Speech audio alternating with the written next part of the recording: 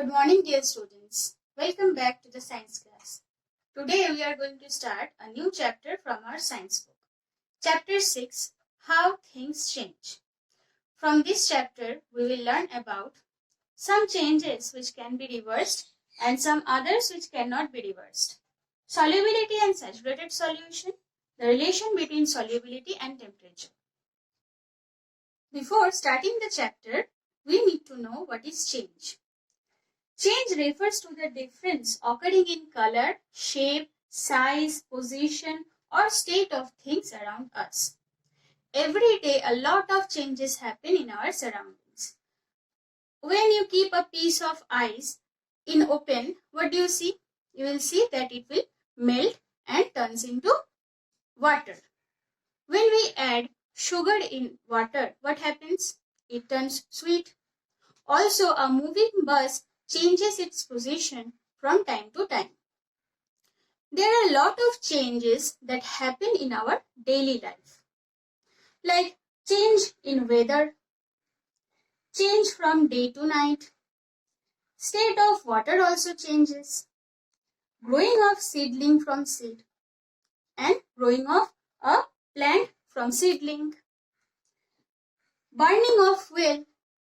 Burning of fuel gives ash and some other substances also.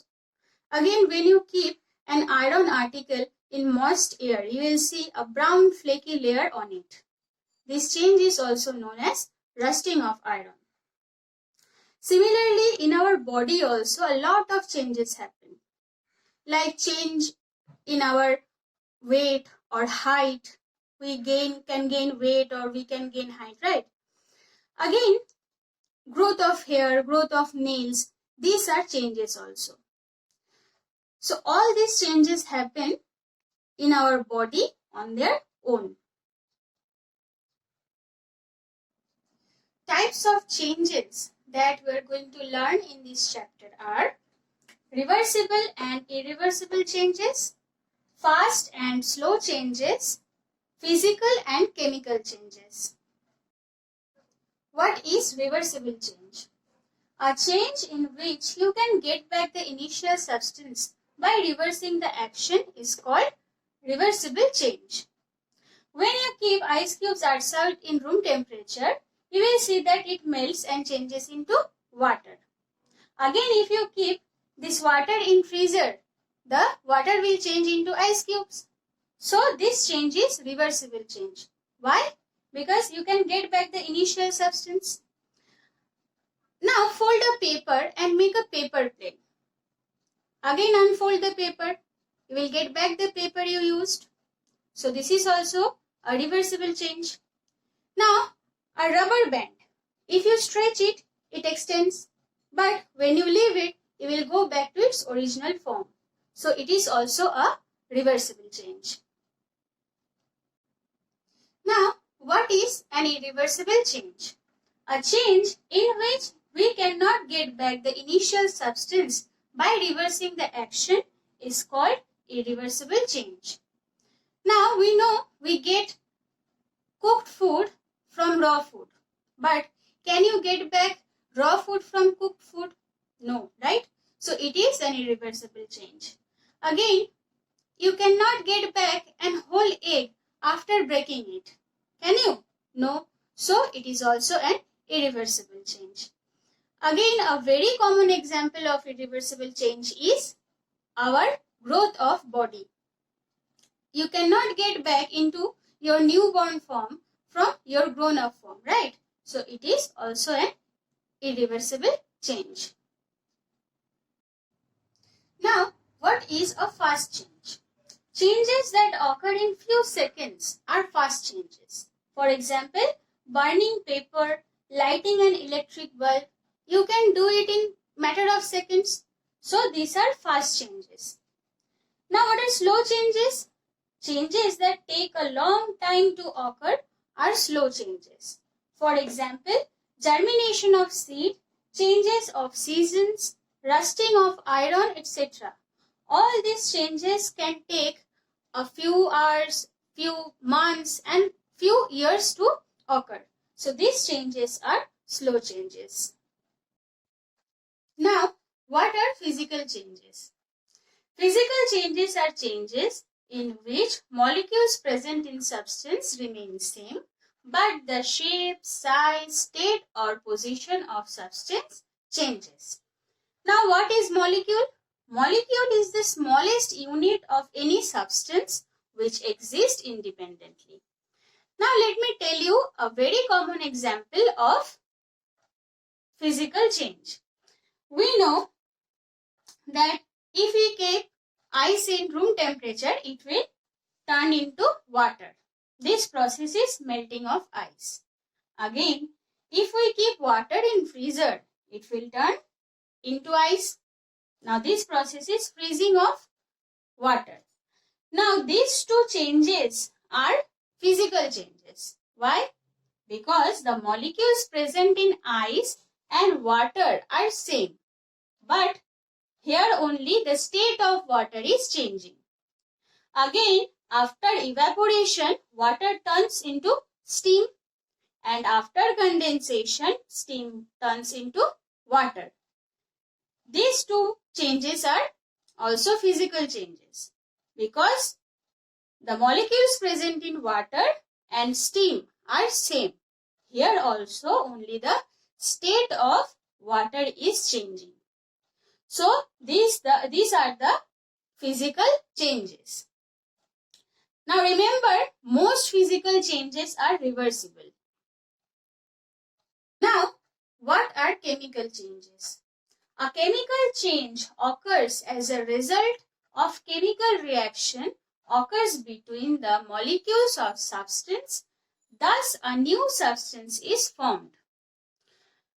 In chemical changes, the molecules of substances react with each other. Thus, the molecule of a new substance is formed. For example, burning of paper. When we burn a paper, the molecules present in paper reacts with the molecule of oxygen.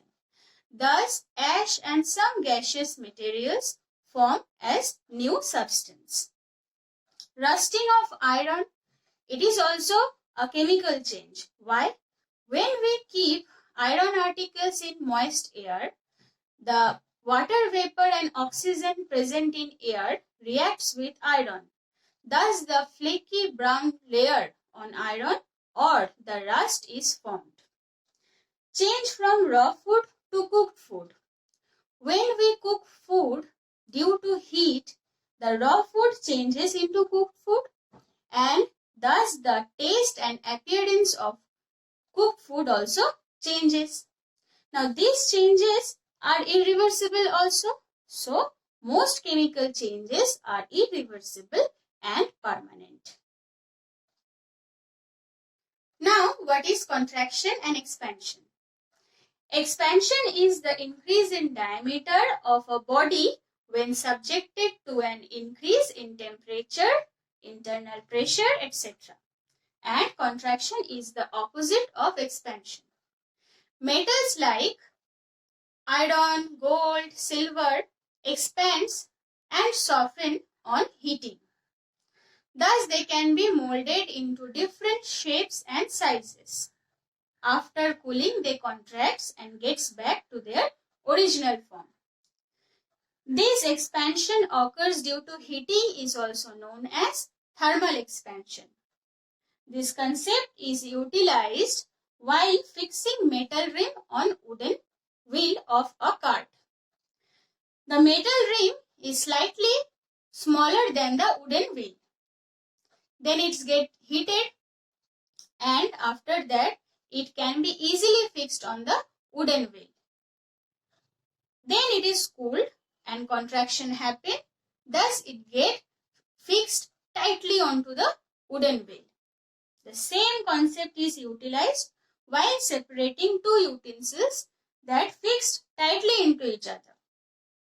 At that time, we used to put these utensils in hot water.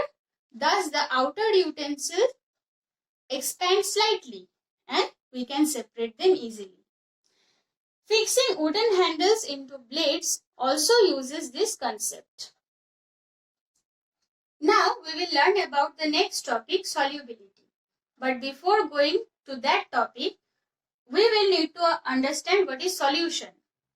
Solution is homogeneous mixture of solute and solvent. Now what are solute and solvent? Solute is a component present in small amount in a solution, and solvent is the component present in large amount in solution. When we mix sugar in water, we take sugar in small amount and water in large amount. So sugar is the solute and water is the solvent. Thus, after dissolving sugar in water, we get the solution of sugar and water. Now come to the topic of solubility. Solubility of a solute is a measure of the number of grams of solute that will dissolve in 100 ml of solvent at a particular temperature. For example, solubility of sugar in water is approximately 200 gram. That means that 200 gram of sugar can dissolve in 100 ml of water. Solution are of two types, saturated solution and unsaturated solution. Saturated solutions are those solutions in which no more solute can be dissolved, and unsaturated solutions are those solutions in which more solute can be dissolved. Now, with increasing temperature, solubility of solids and liquid increases. If you increase the temperature of a saturated solution, the solubility will increase. Thus, we can add more solute in the solution. That means that after increasing temperature, saturated solution becomes unsaturated. But with increase in temperature, solubility of gases decreases. So this is it for today, students. I hope the topics of this chapter are now clear to you. Thank you.